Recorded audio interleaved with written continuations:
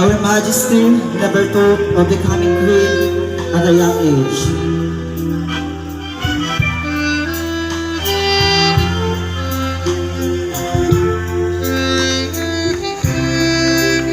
She is the daughter of Mr. Carlo Ibardone and Mrs. Rhea Ibardone.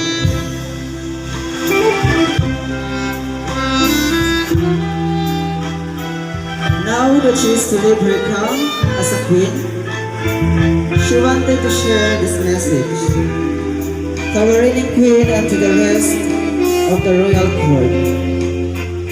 God has intended for you the grace, the courage, the strength, and the confidence which I am passing you as the face of our beloved barangay.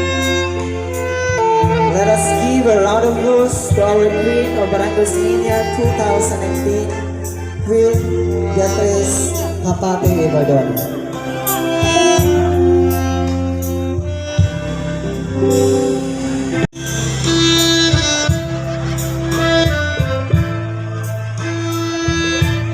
She is a grade 11 student at Kapistahan National High School.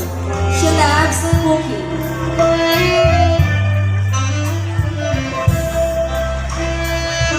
She was born